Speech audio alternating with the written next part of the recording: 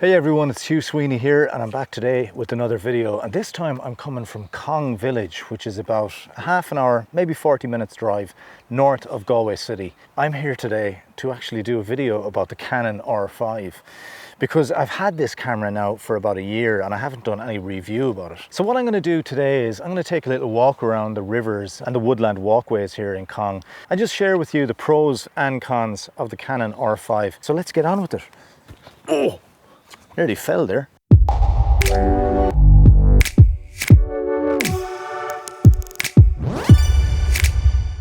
When it comes to attracting a wide customer base, very few cameras will have such a variety of users as the R5 because it can do an awful lot and it can cater for a lot of people.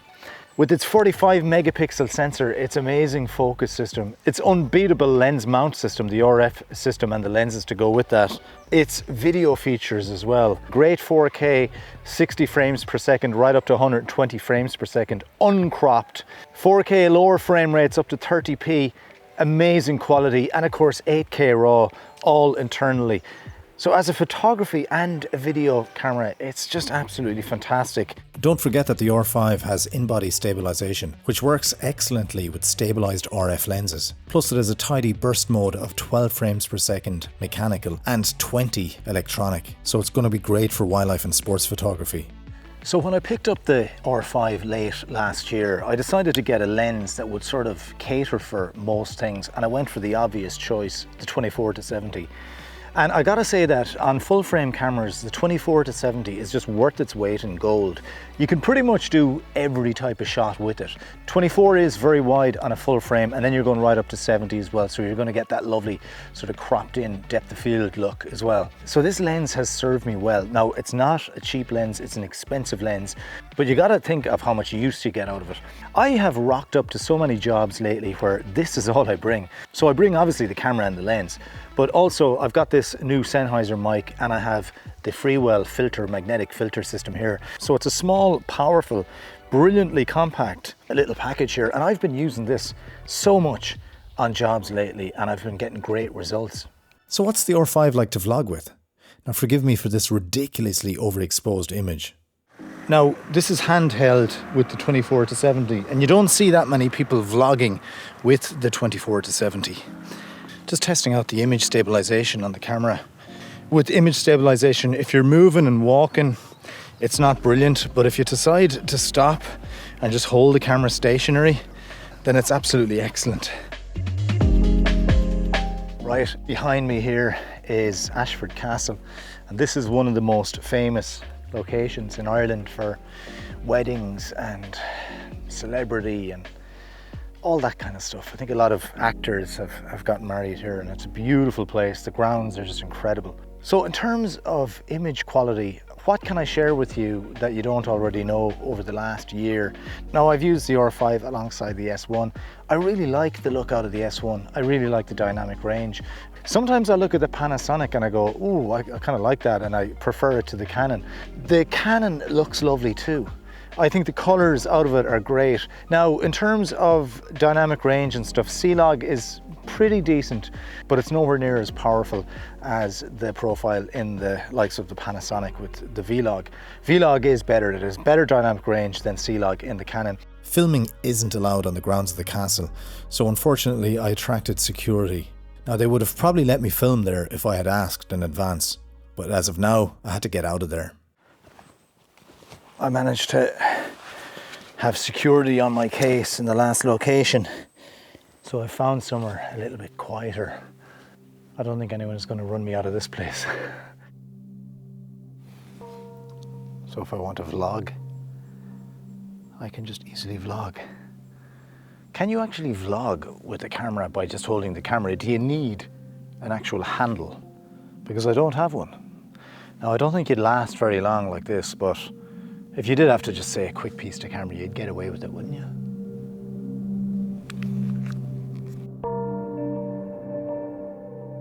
I gotta come back and film something here, something spooky.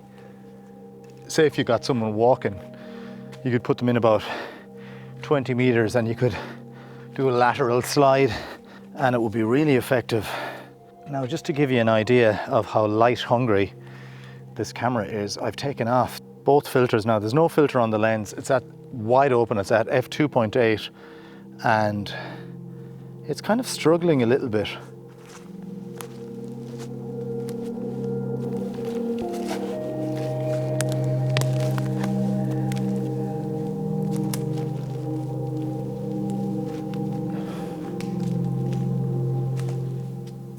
So I'm just walking through the trees here straight towards the camera. Now I've onboard sound, so it's probably not as good as the lav here. But what should be good is the tracking focus on my face. Hopefully it's not being interfered with by the cap. So I'll just flip it backwards, but it should actually bring me right up and in focus. And I think it did it? Yeah, a little bit. Am I in focus? I think I am. So that is the strong point of the Canon R5, is the brilliant focus. Wow, I just can't get enough of this place. It's great. So as I traverse this lovely, enchanted, but very creepy woodland with its eerie moss just hanging from the branches and all the rotting bark below my feet, it really is the ultimate filming location for something creepy like a horror. It is a horror location. So it's a good time to ask the question, why would you get the Canon R5 instead of a cinema camera? Something like the Blackmagic 6K or the 6K Pro, or else even the Red Komodo, or one of the Z cams. You know, these box body cinema cameras that you're designed to rig. Why would you get this instead of one of them? It's a good question. Well, firstly, one of the biggest reasons you would choose this over something like a cinema camera would be versatility and convenience. It's a lot more convenient. You can just literally pick it up and start shooting. The battery isn't brilliant, but it's still going to power it for most jobs that you will throw at it. It has fantastic autofocus, it has in-body stabilisation, and it doubles up as a photography camera. So it's an entirely different beast to a cinema camera. Now, to add to that as well, it's full frame, and even though cinema cameras will give you a beautiful image, it can be hard to compete with the full frame sensor, especially when you like to get nice shallow depth of field in your images. So realistically, you have to ask yourself, what kind of stuff are you shooting? The Blackmagic pocket camera, all in all, might give you a slightly nicer image than this, as would a Red or a Z cam. But if you're shooting a lot of day-to-day content, you really have to ask yourself, what is it that this camera can't do that you need? And for me, the answer to that question is very little. At the risk of contradicting myself a bit here, I will say that there's two reasons to pick a cinema camera over the R5. The first one being the recording codecs.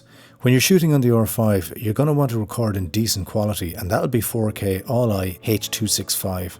These files are really difficult to work with. You'll need to create proxy or optimized media, but at least you have that option. Secondly, the R5 will be beaten by most consumer-style cinema cameras in dynamic range and low light.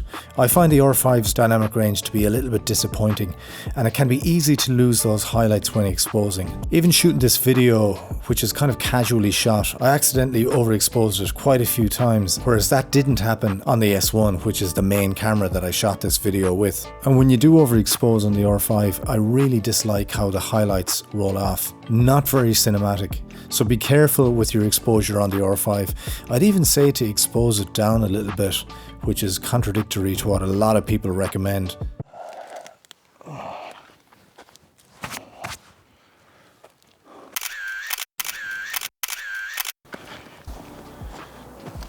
So in wanting to do a few little Instagram shots for this video, I decided to just pop off a little continuous time lapse with the S1 here, and the S1 has got a lovely dial on the side and it's got switches on the side, and within 2 seconds I was just doing repeat shots every 3 seconds or so I could do a few Instagram shots. The R5 will be slower at something like that because a lot of the menu system on the R5 is through the screen, so expect to be doing a lot more screen stuff than a more hands-on camera like the S1. So in a way, the R5 is a little bit more of a minimalist camera that way. One thing I'd like to mention with using the R5 for the last year or so is the battery. It's been a little bit disappointing. Recently I did a shoot where I filmed an interview and I had the R5 R5 and the S1, both shooting 4K at 25 frames per second. And the battery of the R5 went a lot quicker than the battery in the S1. That sort of says it all. Now, I will say that if you're doing sort of a multitude of different shots and you're filming a little bit of run and gun type stuff, then the battery should do you. And I prefer to have a compact system without adding any extra weight. So I prefer just to use one battery at a time. I felt a little drained myself after all that trekking around the woodland, so it was time to take a lunch break. This could be a challenge.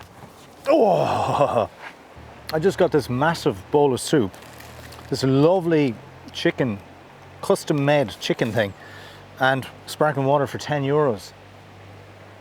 I would have thought this was an expensive place. I've used my R5 a lot in the last year for wildlife photographs, mostly birds. That's probably the biggest chunk of photographs I've taken.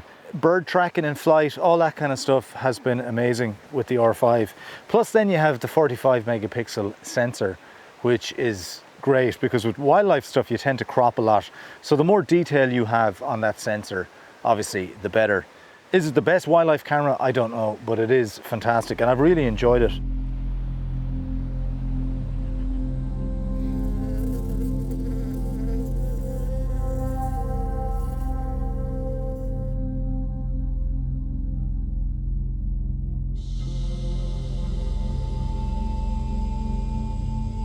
When I first started filming wildlife with the R5, I shot a lot at 120 frames per second in 4K, but I found myself switching back to 60 frames per second because the quality is much nicer.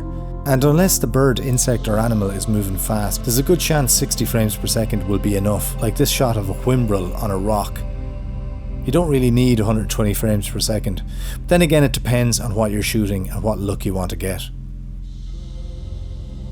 So when you're photographing and filming wildlife stuff, very often you're using big lenses and as a result you're going to want a tripod. But I've used the RF 800 lens a lot on the R5 and it's enabled me to do handheld video at 800mm, which has been brilliant with the dual stabilisation system. And I've actually shot a lot of videos just handheld at 800mm on the R5 and that's just absolutely fantastic. So now I'm just going to shoot a little clip here of these beautiful, what are they, foxgloves? I don't know what they're called actually, these guys.